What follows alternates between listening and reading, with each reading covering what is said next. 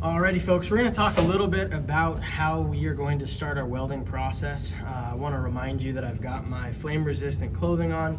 I've got my welding glasses, or my welding hood, as well as my safety glasses on.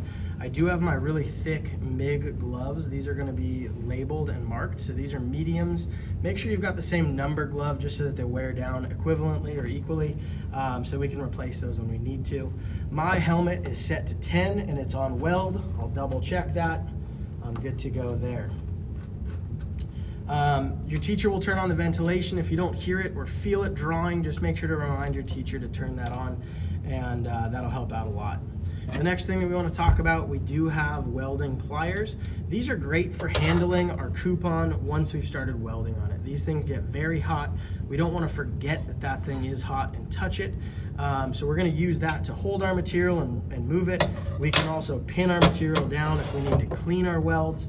And lastly, we can actually use the jaws in here to crimp or to clip the wire and make sure that it's at a set length. So I'm going to shorten that material up. I like to redo that every single weld so that I don't have gunk from the previous weld on there. So that's a little bit about the setup.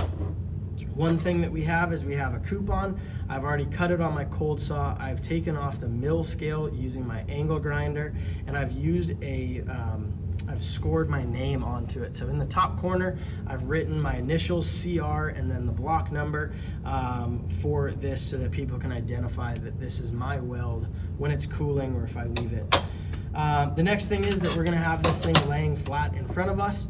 We are going to work in the horizontal position, so we've got lots of short welds working from right to left as a right-hander, left to right as a left-hander.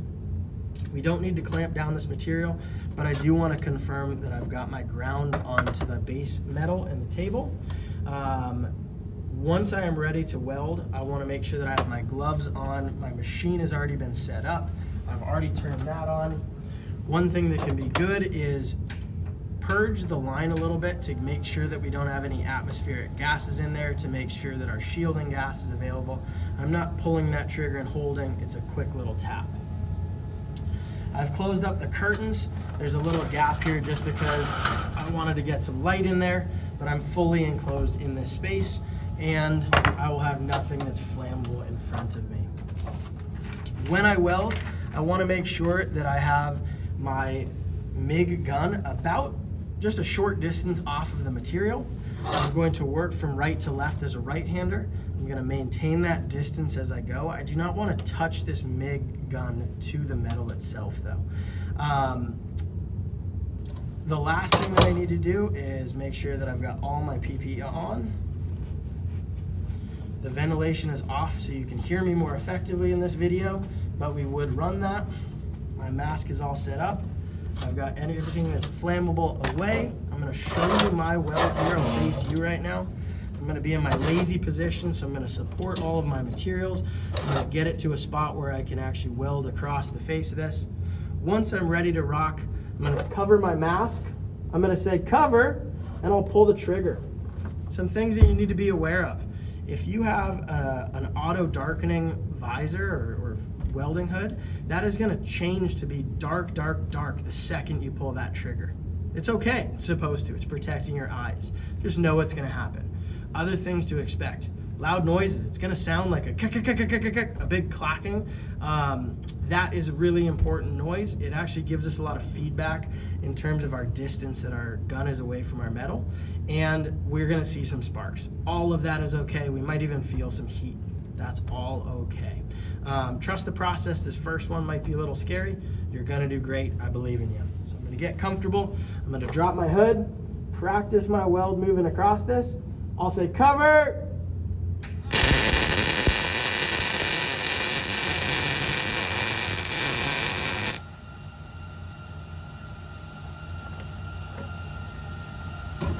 So on that weld, I worked, remember it's hot. As a right-hander, I worked from right to left. I pushed my weld across. You can hear my machine is working to cool itself off. It's really important that I let that machine do its cooling. I want to reflect on this weld right now. So what do I notice about the weld itself? I notice it's a little wider on this part. It gets really thin here for a second. Oh, and then I also want to notice what about the process might have led to that. So I think I sped up there for a second, which led to that inconsistency in my weld. So I'm going to pull out my notes. I'm going to write down the 2 things that I notice about the weld itself. I'm going to write 1 thing that I notice about my process, and I'm going to reflect what's a goal that I have. I think my distance was really good for that. It was consistent, but I think my speed is what changed on that one. So I'm going to focus this next weld on making sure that my speed is consistent throughout.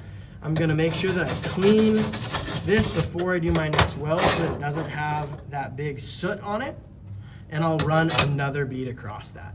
That reflection is twofold. It helps us improve every single weld that we do. It also allows that machine to cool down so that we don't overload that system. A completed coupon would look like this. Lots and lots of beads stacked on top of each other. You can even weld the backside as well. So have some fun, learn, take your time, and make sure you reflect on each step so that you can make improvements from bead to bead. Really nice job. Can't wait to see you do this.